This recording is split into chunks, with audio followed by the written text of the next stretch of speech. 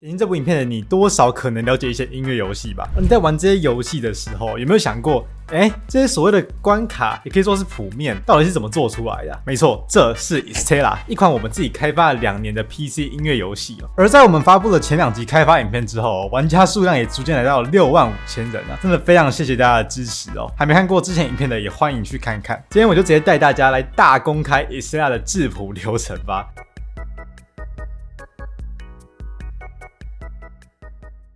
在开始写一张谱之前啊，我们会需要一首歌，以及把需要的档案准备好，包含歌曲的母带处理啊。除了每个难度都需要一个档案之外，还需要设定歌曲的起始时间、结束时间、偏移、BPM。好，总之要让音乐是能在编辑器中播放的状态啊。接下来我会拿一首刚好正在进行中，由 Takio 所制作的 Festival Forever 来当做范例哦。最糟糕的是，这预期是要在暑假前更新进游戏的，很明显我们已经没有多少时间了，就来看看我们可不可以在时间内完成吧。目前我们制作谱面是透过单纯的文字格式来制作的，可以把它想象成一个特化的记事本，透过某种特定的格式哦，可以把节奏还有音符的位置表达出来。那这边我就不特别说明怎么写的啦，每款音乐游戏适合的制作方式都不大相同。没问题了之后，我们要先处理的是节奏。通常我们称这个步骤采音。简单来说，就是要把这首歌玩家需要点击的节拍定义出来。在高难度的谱面中，我们会想办法把节奏踩得满一些啊。毕竟如果只踩主旋律，肯定会有很多空白的地方。差不多是这种感觉吧。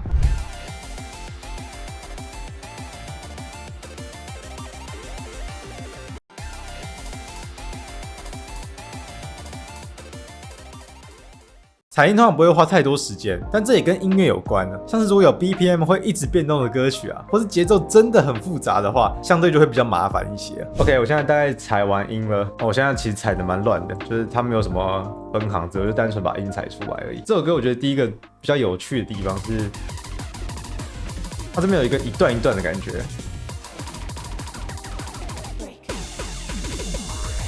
编排我蛮喜欢，就是它是一段一段的不同乐器的感觉。第二个我觉得比较有趣的部分是这边有一个 light span，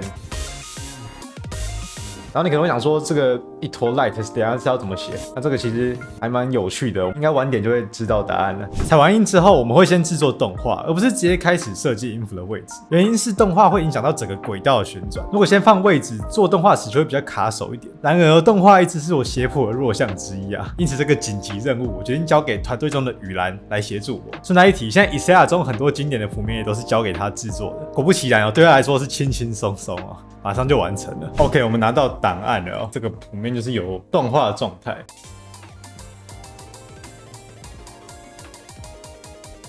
这就是很基本的一些小小的动态感。有时候其实我觉得动画也不用做的真的很绚丽之类，就是有点动态感，然后让玩起来不要那么的干干的感觉嘛。那当然最大的前提是不能影响到玩家游玩，那就我瞄准了某一个位置，但是结果那个动画的幅度大到你会瞄准错地方之类的。那这边动画就比较过动一点，整体来说都算是还不错的动画。哦，那个音乐消失，然后画面也跟着消失，然后音乐回来，画面再跟着回来的这种感觉。可是我觉得这个动画的速度可能有点太快，感觉玩家会反应不过来，到时候再调整一下。其他部分就是中规中矩的动画，但我觉得就很不错了。在拿到动画之后，就进入了可以说是写谱最重要也最好玩的一环了。排键，也就是要将音符的位置设计，而且真正的排列出来。实际上要注意的事情非常的多，通常也会在这个阶段做很多的微调啊。例如，到底有哪些音是要玩家实际点击的 tab， 又有哪些音是只要求瞄准的 light， 这些根据写谱人的不同哦，谱面的设计也会很不一样。除了创意哦，也要避免违反硬性的规定啊。例如说 ，Estella 是一款3D 的游戏，因此 Sky Note 会因为透视的关系，更容易挡到侧边的 Land Notes， 这时候就要注意不要将音符放在一起。另外，也会有手感呈现的问题哦。玩家怎么移动滑鼠会是舒适的？这其实都很吃感觉啊，是需要慢慢累积经验才能知道的事情。例如这样的滑鼠移动，通常会比这样来的舒服。最后也要加上 Estella 的灵魂 Wrist Note 啊，这些红色的音符是玩家必须闪躲的部分。如果有合适的地方，会优先设计红键的排列，成为非常独特的玩法。就算是不需要的部分，也会加入一些装饰性的 Wrist Note， 让谱面看起来更加的丰富哦，更有视觉的张力。到现在哦，理论上谱面已经是可以玩的程度了。接下来就会透过大量的试玩来找出写的不太好的段落，再看要怎么修改。这边我就带大家简单的享受一下这张谱面的配置吧。我会把一些思考的过程标注在画面上面哦，让你们更理解写谱的时候在想什么。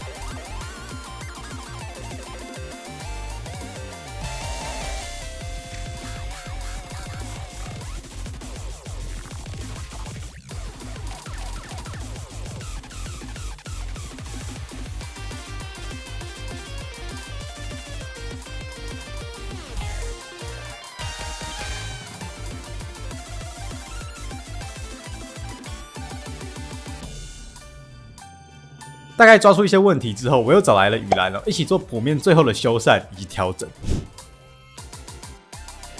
回去，那个进副歌前的4拍，这个吗？这个噔噔噔噔，对，一个是我觉得它可以有一些 glitch 拍，然后再来就是我觉得这4拍要不就写大跳，要不就直接原地吧，就是它听起来因为它就是4个相同的音的感觉，有可能就全部写1这样，也可以。